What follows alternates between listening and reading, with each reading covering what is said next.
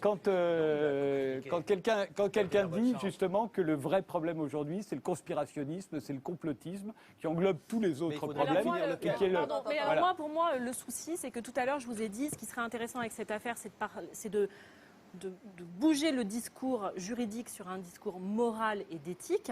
Quelle est votre responsabilité de terminer un débat sur cette question de la liberté d'expression et d'inviter un antisémite sur ce plateau? Parce que Marc-Édouard Nab a publié, il n'a même plus d'éditeur, tellement ses textes sont antisémites. Mais voilà, je vous dis, vous terminez l'émission. Je ne termine pas l'émission, je la termine avec vous. Il est venu à part. Il est venu et vous donnez la parole et une tribune. Donc il y a une part de responsabilité, comme Soral, comme Renaud Camus, comme tous ces gens-là. Je ne peux pas ne pas vous le dire. Marc-Édouard Nab a publié des dizaines de livres, des milliers de pages pour lesquels il n'a jamais été condamné. Excusez-moi. Malheureusement, je ne les ai pas sur moi, mais elles sont abjectes. Elles sont abjectes, les pages de Marc-Édouard Nab. Et moi, j'ai le sentiment de m'être fait avoir ce soir. Pardonnez-moi, ce n'était pas la volonté. Excusez-moi, c'est ce qu'on disait tout à l'heure. Ça n'était pas la volonté. Je voulais simplement rebondir sur ce débat, à savoir, est-ce que effectivement, puisqu'il ne pourrait pas. La réponse est dans votre question. Est-ce que le problème n'est pas le conspirationnisme? En fait, l'antisémitisme est quelque chose de tout à fait secondaire, qui est parfaitement tolérable. En réalité, le vrai problème, le seul vrai problème, c'est le conspirationnisme. Alain Jakubowicz, il n'a pas dit ça. Il a dit que le vrai problème, c'était le conspirationnisme qui englobait les autres, dont l'antisémitisme. Vous savez ce qui nuit le plus. Voilà, c'est-à-dire qu'il nie, parce que c'est toute sa thèse, effectivement, nous n'avons jamais estimé devoir le poursuivre. Honnêtement, pas beaucoup d'intérêt. Franchement, ça serait apporter un intérêt démesuré à quelqu'un et à un pseudo-écrivain qu'il ne mérite certainement pas. Donc effectivement, nous ne l'avons pas fait. Effectivement, nous ne l'avons pas fait. Ceci étant, si cela vous a échappé, et je suis sûr que cela n'a pas échappé à votre sagacité, c'est que s'il met au sommet de tout le conspirationnisme, c'est bien pour happer effectivement tout le reste et effectivement pour nier tout le reste. Ça, c'est l'attitude des curés de ma jeunesse. Vous voyez l'antisémitisme partout. Même dans le fait qu'on fait venir Nab, qui tape sur Dieudonné et Soral du début à la fin, qui s'attaque au conspirationnisme. On dit qu'il s'attaque au conspirationnisme pour ne pas s'attaquer à l'antisémitisme. C'est-à-dire que dès qu'on dit quelque chose aujourd'hui en France, on est automatiquement suspect d'antisémitisme parce qu'on n'attaque pas l'antisémitisme. Mais qui est paranoïaque? C'est vous qui êtes paranoïaque. C'est lui qui... C'est vous qui l'êtes. Vous voyez l'antisémitisme même dans le fait de parler d'autre chose. Oui, je vous écoute. Est-ce qu'on peut parler d'autre chose en France? Avant de faire de la politique, je voulais être professeur de philosophie. Donc je prends un peu ma casquette de philosophie. Moi, j'ai appris des grands philosophes français, Descartes le premier, c'est que pour avoir des bons débats, et que ce qui fait que nous sommes des hommes et des femmes, des êtres humains, c'est que nous avons la même quantité de raison. Le bon sens est la chose la mieux partagée du monde. Et ce qui nous constitue dans notre être profond, c'est la liberté et c'est la raison pour laquelle nous avons droit à la même dignité. Ce qui nuit au débat, pas d'aujourd'hui, à ce débat en général, et c'est la stratégie des antisémites, des conspirationnistes paranoïaques, c'est qu'ils ont besoin de la confusion des idées. Or, nous avons besoin de clarté, définir les choses, dire de quoi les choses sont-elles le nom. Et je trouve en l'occurrence que la décision du Conseil d'État est très claire, elle est fondée en droit, elle est précise, on peut avoir des débats là-dessus. Et je ne crois pas qu'elle menace à l'avenir la liberté d'expression, quelle qu'elle soit. Elle permet simplement de dire que tout ne peut pas être mis sur le même plan. On n'est pas dans le Gorgias de Platon, où c'est le relativisme absolu. Et vous êtes un mauvais philosophe dans votre livre avec Total. Je vous le répète, vous n'aviez même pas compris Deleuze et vous l'avez jugé avec des erreurs qu'un élève de terminale ne ferait pas. D'autant plus de raisons de douter aujourd'hui de votre capacité de clarification. Nous avons besoin de clarifier les choses. L'antisémitisme, c'est précis. La haine raciale, c'est précis et c'est puni par le droit de la République française. Et toujours ce pays s'est battu pour défendre des valeurs fondamentales qui permettent à tous les gens, d'où qu'ils viennent, quelle que soit leur raison. Et c'est un combat qui a été long à travers les siècles. Ça vient de la Révolution française. Et la Révolution française a été possible parce que des gens avant, des hommes, des femmes, des Lumières, au cours du XVIIIe siècle, Voltaire, d'autres, ont sapé par la raison, par la rationalité, par le débat contradictoire, parce qu'ils faisaient confiance à la raison de l'autre. En revanche, Dieudonné, quand il va sur le terrain de l'antisémitisme, il nie la possibilité d'un certain nombre d'êtres humains d'exister, puisqu'il veut les conduire dans des champs à gaz. Donc il est dans la négation même de ce qui permet la liberté. Ce qu'il revendique comme liberté est une négation pour un certain nombre d'êtres humains d'être libres ou même d'exister. Et c'est ça qu'aujourd'hui le droit français doit permettre de régler. Et je n'ai aucune inquiétude contre la liberté en général et encore moins contre la liberté d'expression. J'oserais pas vous lire ici certains textes qu'a écrit Voltaire. Et donc, le Conseil d'État aurait raison de sanctionner Voltaire pour ce qu'il a écrit. C'est une question que je pose, parce que c'est compliqué. Je ne réponds pas. Bien sûr, laissez-moi répondre. Il a écrit des choses terribles. Sur les Juifs, y compris. Sur les Juifs, sur le christianisme, sur le machin, sur les musulmans, etc. Est-ce que si le Conseil d'État avait dit qu'il fallait brûler les livres de Voltaire, non, mais ne me faites pas attendez. ça. Non, mais je dis ça pour toujours pareil, pour qu'on se pose une question. C'est que je reconnais que c'est ambigu. Il y a une phrase de Voltaire que de plus en plus de gens répètent, et si j'étais vous, je ferais attention à cela. Ils disent, si vous voulez savoir qui a réellement le pouvoir, demandez-vous de qui on ne peut pas parler. Sans commentaire. Mais attendez. Cela dit, ça c'est une phrase antisémite. Pourquoi elle est antisémite? Vous savez pourquoi. Alors là, mais non, mais je dis simplement qu'elle n'était pas antisémite chez Voltaire. Ah non, parce que Chez Voltaire, elle n'était pas antisémite. Mais parce que ça dépend. Maintenant, elle devient antisémite, mais pourquoi elle devient antisémite? Pourquoi elle devient antisémite? Gérald Garuti. Parce que qui essaye d'empêcher qu'on parle d'eux, c'est ça le problème. Elle était antisémite, mais la faute à qui? C'est ça la question. Écoutez, quand Guy Bedos dit qu'il faut faire passer des examens aux citoyens français pour leur donner un permis de voter, voulant dire qu'il faut interdire de voter les gens qu'il estime être racistes ou les élections des électeurs du Front National, qui dit que c'est ses valeurs. Les valeurs, c'est la destruction du droit, parce que les valeurs, c'est l'arbitraire, et le droit, c'est des règles. Alors, quand il dit ça, on dit que c'est au deuxième... Attendez, quand on dit ça, on dit c'est au deuxième degré. On lui pose la question, est-ce que c'est au deuxième degré? Il dit non, pas du tout. Donc, vous avez un humoriste qui nie un des principes fondamentaux de la démocratie, qui est le suffrage universel, et personne ont le droit de dire des conneries. Mais voilà. Mais quand il dit ces conneries-là, on n'en fait pas tout un fromage. Vous ne pouvez pas sans arrêt dire un tel a dit ça, tel a dit ça, tel a dit ça. Et on peut citer Dieudonné tout le temps. Gérald Garuti. La seule chose sur laquelle je serais d'accord avec Jean Bricmont, c'est que l'histoire existe. C'est bien la seule. Effectivement, l'histoire existe et les mots n'ont pas le même sens en fonction des moments historiques. À un moment, Bernanos dit Hitler a déshonoré l'antisémitisme. Qu'est-ce que ça veut dire déshonorer l'antisémitisme? Ça veut dire qu'après la Deuxième Guerre mondiale et qu'après la Shoah, certaines choses ne sont plus possibles, certaines choses ne sont plus dissibles. Ce n'est pas simplement la question de la dignité humaine qui est déjà essentielle, ça n'est pas simplement la question de la haine raciale, c'est la question du crime contre l'humanité.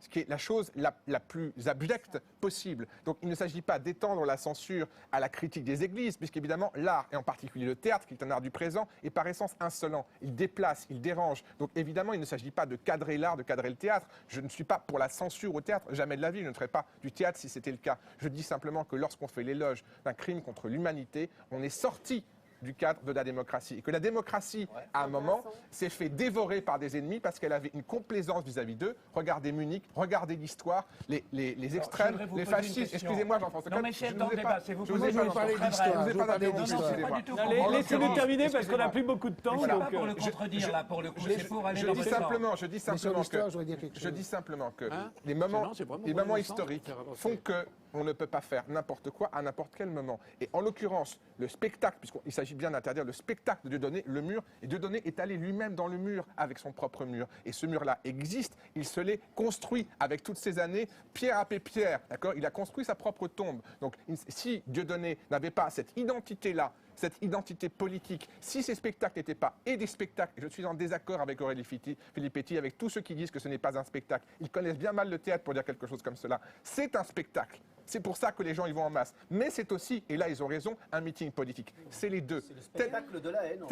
Telle est la puissance de la chose. Et il se trouve que sur ce sujet-là, sur la Shoah, je viens de passer 5 ans à raconter l'histoire d'un homme qui a survécu à Auschwitz. Je sais la difficulté de parler de ces choses-là. C'est extrêmement difficile. Quoi qu'on fasse, on est dans une impossibilité. Kafka disait impossible d'écrire, impossible de ne pas écrire. Impossible d'écrire en allemand, impossible de ne pas écrire en allemand. Qu'est-ce que vous faites avec la Shoah? Impossible d'en parler. Comment vous en parlez? Et impossible de ne pas en parler. Primo Levi a essayé, il s'est suicidé. Primo Levi a essayé, Céline, etc. Ils ne tiennent pas debout, les gens. Voilà, donc c'est un sujet limite. C'est tellement déjà au-delà de l'imagination. Lorsque moi, il m'arrive de projeter Nuit et brouillard, ou d'en parler, ou de faire des rencontres.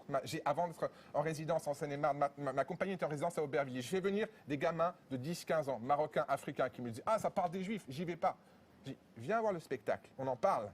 et que des gens dans la salle aient traversé la Shoah, ou soit des gens d'une autre culture, et pour qui on n'avait pas le droit d'évoquer l'antisémitisme, parce que l'antisémitisme, et là je suis en désaccord complet, c'est l'antisionisme, et l'antisionisme est le cache-sexe moderne de l'antisémitisme, évidemment. Voilà. Il ne s'agit pas de ne pas critiquer Israël, on peut critiquer Israël. Non, bien sûr, mais pas trop. On peut critiquer absolument Israël, et les Israéliens le font très bien eux-mêmes, vous savez. Oui, il faut le laisser, on voit très bien, les autres aussi bien le sûr, font. les Allemands critiquaient l'Allemagne. Les autres aussi le font. Simplement, à un moment, il y a des limites, et la démocratie périt de ne pas se fixer de limites. Alors, dernier mot, Agnès Tricouart. C'est dommage parce Agnès que c'était Tricouart, pour aller. Vous voyez, pas Jean-François vouloir Kahn. qu'on pose une question, c'est aller dans le sens du débat. Pour faire vivre ce que vous disiez. Hector Obal qui est Agnès Tricouart. Ce que je voulais dire Dernier en mot. conclusion, c'est que quand on est fait dans un sketch des années 90, on voit Dieudonné dans le rôle dit de Bokassa face à Elie dans le rôle dit de Cohen. Et que Bokassa dit, comme le rappelait M. Bricmont tout à l'heure, il ne faut pas dire ça à Cohen. Ce que je comprends sur Cohen, c'est qu'en 1945, les Boches, ils pouvaient avoir fini le boulot, non? C'est exactement la même vanne que celle qu'il fait. Moi, je suis persuadé, au risque de vous choquer tous, que quand il dit les chambres à gage dommages, il ne le croit pas. Je crois qu'il est dans l'outrance. Je le crois tel, parce que je connais un peu ces milieux-là. Et que la phrase bien pire, c'est celle qui précède. C'est celle quand il dit quand le vent va tourner, il ferait bien de faire sa valise. Parce qu'il n'aura pas le temps de faire parce qu'on lui fera la peau. Dans un cas, les gens rient au truc énorme.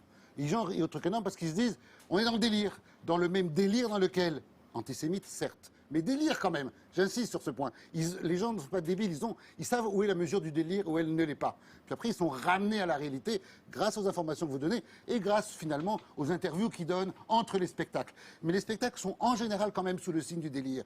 Et c'est le même délire qu'on trouve chez Marc-Édouard Nab, dont on peut dire ou pas qu'il est antisémite, mais je ne vois pas tout à fait la différence entre un DSK, donc homme en tant que juif,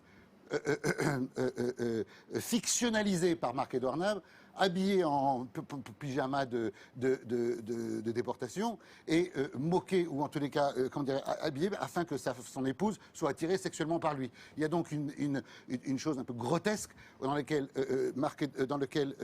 DSK est mise en scène, comme Balam Bala se met en scène en Bokassa, c'est-à-dire en Bokassa antisémite. Dans les deux cas, il s'agit d'un délire, dans lequel l'ambiguïté est totale, et dans lequel c'est un meeting politique, mais c'est aussi un spectacle. Et qu'est-ce qu'on peut faire pour lutter? Vous voyez, c'est-à-dire qu'il y a tout d'un coup, on ne peut pas laisser ça à la juridiction de dire ah ben c'est subjectif. Ça ne peut pas être subjectif, la juridiction. Et donc c'est tout le problème, il est là. C'est juste ça que je veux dire. Je ne dis pas tout ça pour vous contredire. C'est pour vous dire combien c'est délicat et combien on est dans une question de degré. Est-ce que c'est clair ce que je dis? Attendez, Agnès Tricouart. franchement, pas d'hypocrisie, ça arrive. L'éducation, vous dites le mot éducation la dernière minute de la dernière seconde du débat. Évidemment que c'est un problème fondamental, mais l'éducation qu'on a besoin de faire, elle commence évidemment par apprendre aux enfants à regarder correctement une image, à être capable d'évaluer un discours, à être capable d'évaluer ce qu'il y a derrière le discours, à être capable de regarder un spectacle. Et si on commence, et on a pris le chemin inverse de ce chemin-là, en disant bah non, tu dois pas voir ça parce que c'est pas de ton âge, etc. J'ai l'impression d'être reporté dans mon enfance où telle et telle chose était interdite. Et là, je parle de façon tout à fait générale. Donc évidemment, l'éducation et le fait de faire des petits êtres humains des bons citoyens, c'est la meilleure méthode. Et vous n'avez pas choisi la méthode de l'éducation. C'est pas possible. Et la méthode... Il est très difficile de légifier. Nous avons mis la charte de la laïcité dans l'école. Juste terminer, c'est très important. C'est très important. Ce sont des principes qui permettent à tous les Français de vivre ensemble, quelles que soient leurs origines, quelles que soient leurs religions. Et nous avons précisément la volonté... Je parlais de la décision de Muriel Valls et du Conseil d'État. Je ne parlais pas de l'action du gouvernement en général. Soyez heureux, ils vont vivre ensemble, dans la félicité, dans le bonheur. Tout ce qu'on peut souhaiter, on va vous applaudir, ça va être merveilleux. C'est que Dieudonné puisse retourner le plus vite sur scène. Permettez-moi de terminer. Je vous interromps parce que vous parlez tous en même temps. Et d'ailleurs, souhaiter, c'est que Dieudonné puisse le plus vite possible retourner sur scène, parce que ça voudra dire qu'il aura arrêté l'incitation à la haine raciale comme business illicite qui devient aujourd'hui sa profession principale. Mais je crains que ce ne sera pas possible si je vois la réaction qu'il a eue hier soir en sortant du Zénith. Sa réponse au Conseil d'État, c'était très clairement, et chacun peut en juger à travers les images, un salut nazi. Bien sûr que ça sera Mais c'est pas vrai, mais c'est pas vrai. Donc, l'émission est terminée. Je vous remercie tous les 8 d'y avoir participé. On se sépare en musique avec Gaëtan Roussel qui nous interprète un extrait de son nouvel album Orpailleur. La chanson s'intitule La poésie. Gaëtan Roussel, c'est à vous.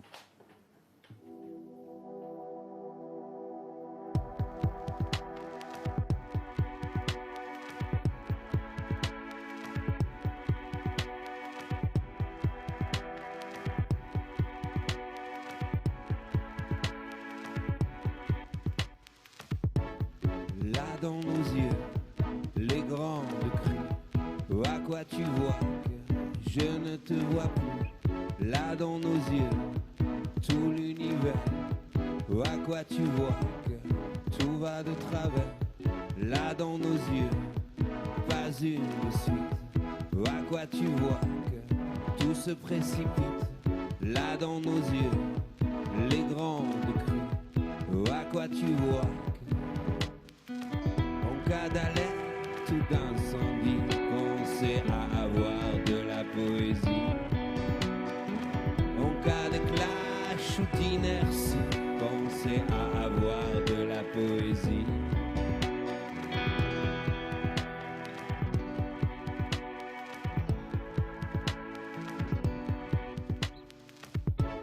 Là dans nos yeux, pas une esquisse, à quoi tu vois que tout se précipite.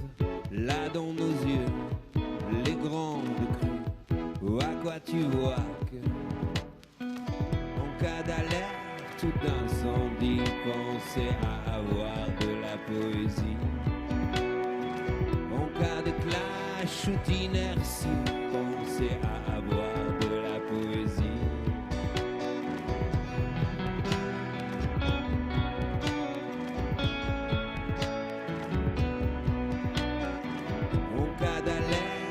D'inertie, pensez à avoir de la poésie.